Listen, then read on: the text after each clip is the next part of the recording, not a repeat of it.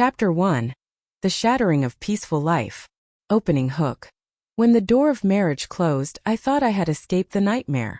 But it turned out to be only the beginning of another tragedy. Body of the chapter. My life after the divorce in Birmingham should have been as peaceful as any other suburban neighborhood. Pastel-colored houses standing side by side, pristine white fences, and children's laughter echoing every afternoon. Adela, my little daughter, was the only light in that small house. Every time I saw her sunny smile, I told myself that every sacrifice was worth it. But then Liam appeared. At first, it was just short phone calls asking how she was like, "How is the child?" I didn't suspect anything. After all, he was Adela's grandfather. However, the frequency of these unexpected visits kept increasing.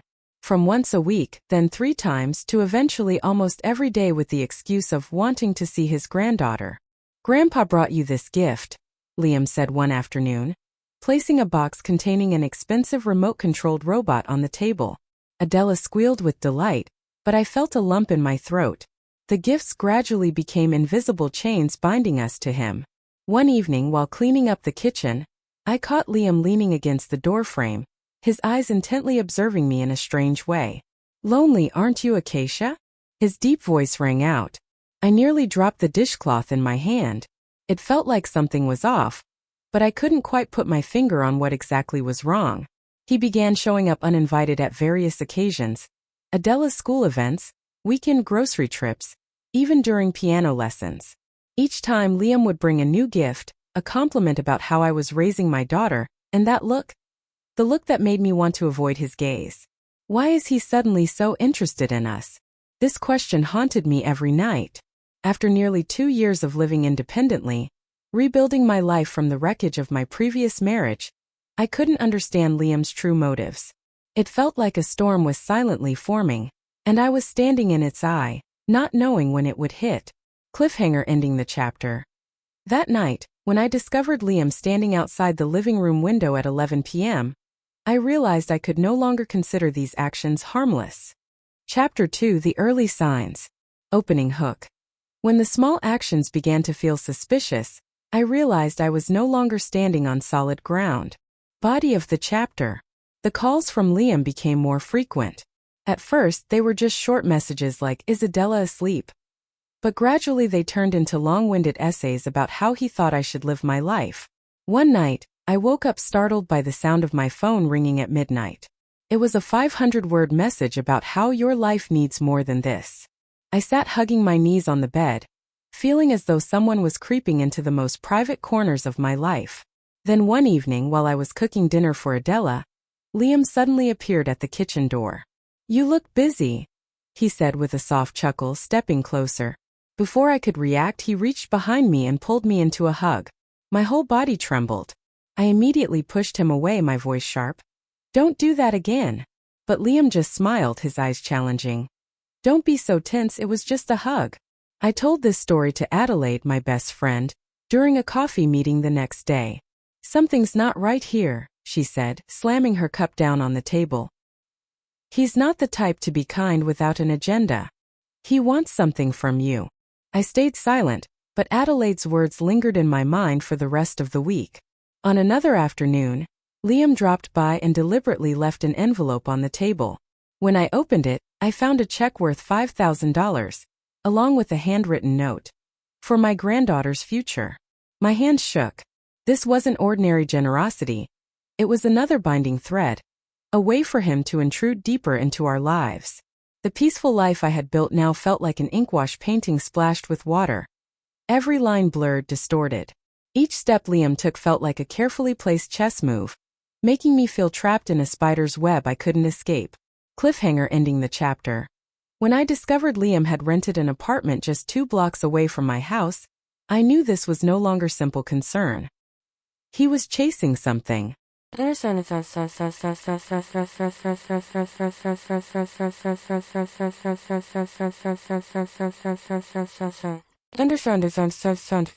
Chapter 3. Subtle Manipulation. Opening hook. He didn't attack me directly, but every step Liam took felt like a slow knife carving into my heart. Body of the chapter. Liam began using Adela as a bridge to me. One morning, He took her to the park without prior notice. When I asked, he simply smiled. She loves animals, so I bought her a remote-controlled robotic dog. Seeing Adela run toward me with her new toy, her face glowing with innocence, made my throat tighten. How could I blame him when he brought joy to my daughter? But then, Liam's words started seeping into Adela's ears. One evening, as I read her a bedtime story, she suddenly asked, "Mommy, why doesn't Daddy love you like Grandpa does?" That innocent question froze me. It turned out Liam had been deliberately bad-mouthing Nathan to her. "Your father never spent time with you two like I do." I decided to confront him. "Why are you saying those things to Adela?" I demanded, my voice trembling. Liam looked at me with cold eyes. "Don't overthink it. I just want our family to be closer." His manipulation was so subtle that I couldn't find a weakness to fight back. Every time I tried to ban him from visiting, Adela would cry and beg. "I want to see Grandpa." I was cornered, torn between my child's happiness and my own safety. "I don't know what to do anymore," I whispered to Adelaide over the phone one night. "He's destroying everything I've worked so hard to build." Cliffhanger ending the chapter. When Liam suddenly suggested moving in with us to help take care of Adela, I realized this game had gone too far. He was no longer hiding his intentions.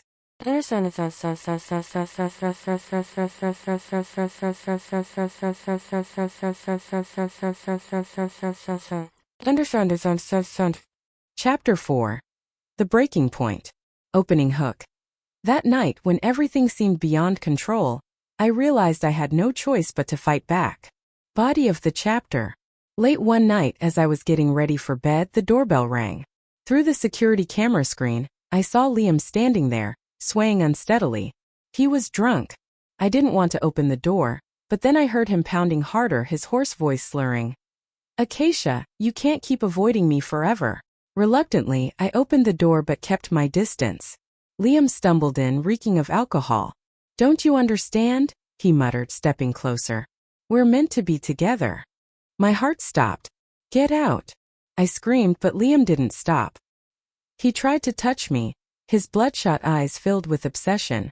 Panicked, I grabbed my phone and called the police. But by the time they arrived, Liam was gone. No trace, no evidence. The officers could only document the incident and advise me to be more cautious. "There's nothing concrete for us to act on," the officer said, his expression sympathetic but helpless. That night, I curled up in a corner of the room, hugging myself tightly. "I can't believe I just went through that," I whispered, tears streaming down my cheeks. Cliffhanger ending the chapter. The next morning, when I found a bouquet of red roses outside my door with a note that read, "I'm sorry about last night," I realized Liam would never give up.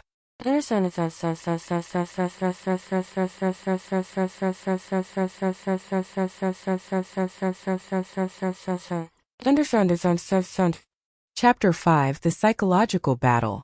Opening hook. When rumors began spreading, I realized Liam didn't just want to destroy me. He wanted to crush my reputation. Body of the chapter. Liam started spreading gossip within the community. During a parent-teacher meeting at Adela's school, I overheard some mothers whispering, "They say she's exploiting her ex-father-in-law for money." Then calls from unknown numbers began flooding in. "Are you really that opportunistic?" Adela wasn't spared from his influence either.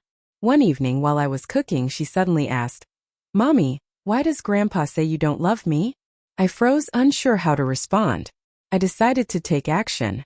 I installed additional cameras around the house, changed the Wi-Fi password, and even consulted a lawyer about a restraining order. But Liam still found ways to creep into our lives. "He won't win," I muttered, clenching my fists. "I can't let him keep destroying my life." Cliffhanger ending the chapter. When I discovered Liam secretly contacting Nathan to intervene in custody rights, I realized this was no longer just my battle. It was a fight to protect Adela's future. Chapter 6. Seeking Help. Opening hook. I once thought I could face everything alone, but now I understand that sometimes strength lies in asking for help. Body of the chapter. I decided to schedule an appointment with a lawyer. Her office was solemn and tidy, filled with thick law books neatly arranged on the shelves. "This is a complicated case," the lawyer said after hearing my story. But we can protect your custody rights and request a restraining order if we can prove harassment. At the same time, I began seeing a psychologist. Each session with her felt like an escape from my chaotic mind. You're not alone in this battle, she said, her eyes warm. What's important is that you believe in your own strength. Adelaide became my strongest ally. She spent hours helping me organize evidence, messages, emails, even surveillance videos from the security cameras. He won't win, Adelaide said, her voice full of determination. We won't let him destroy us anymore. Each new step brought me a sense of hope. I knew I couldn't do this alone, but for the first time in months, I no longer felt afraid. Cliffhanger ending the chapter. When I received the court summons, I knew the real battle had only just begun. Chapter 7, The Confrontation. Opening hook. This was the day I had waited for, or perhaps feared, for so long. Body of the chapter. The meeting took place at my house, with my lawyer and Adelaide as witnesses. Liam walked in with an air of calm, as if he were completely confident. But as I presented each piece of evidence, his expression gradually changed. Do you really think you can defeat me? Liam roared, slamming his hand on the table. My lawyer immediately intervened. You need to stay calm. This is a legal matter, not a personal dispute. The confrontation lasted for hours. Every word, every message I presented felt like an arrow aimed directly at Liam's deceit. Adela sat beside me, silent but gripping my hand tightly. Finally, Liam was forced to sign a no-contact agreement. As he left the house, I felt a wave of relief, as though a heavy rock had been lifted off my chest. Cliffhanger ending the chapter. Liam left with a look of hatred in his eyes, but I knew he no longer had the power to harm us. Chapter 8. Aftermath. Opening hook. Victory has never been easy, but the feeling of justice being served is priceless. Body of the chapter. Liam tried to appeal the restraining order but failed miserably. The court dismissed his petition, and the order remained in effect. Adela gradually came to understand the truth. One day she looked at me and said, I don't want to see Grandpa anymore. He makes Mom sad. Those words brought tears to my eyes. My daughter finally realized who truly loved her. Slowly, the local community began to support me. Some neighbors who had previously doubted me came to apologize.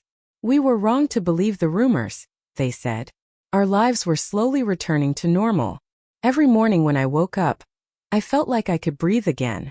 Cliffhanger ending the chapter. As I watched Adela laughing in the playground, I knew we had weathered the storm. Chapter 9, Rebuilding the Future. Opening hook. After everything, I realized that happiness isn't something far away. It's found in the small moments of everyday life. Body of the chapter. I started dating Alex, a kind man I met through a dating app. He accepted me and Adela as a family. You don't need to change anything, Alex said, pulling me into his arms. Adela also learned to open up. She gradually grew comfortable with Alex's presence and even called him, Dear Uncle Alex. I began keeping a journal about my journey. Each page was a fragment of the past, but also a lesson for the future. I want to share this story to help other women, I told myself. Cliffhanger ending the chapter. As I closed the journal, I knew I had found myself again. Chapter 10, Lessons in Liberation. Opening hook. Today I've decided to share my story. Not because I seek fame, but because I want people to know they're not alone. Body of the chapter. My post on Reddit Drama Tales quickly gained attention. Thousands of comments poured in, many expressing empathy and sharing their own stories. Thank you for being brave, one person wrote. I ended the post with heartfelt advice. Don't let anyone take away your freedom and personal boundaries. Fight for yourself. Finally, Acacia and Adela went on a trip together, marking a fresh start. We stood on the beach, the wind blowing through our hair, and I knew the future would be brighter.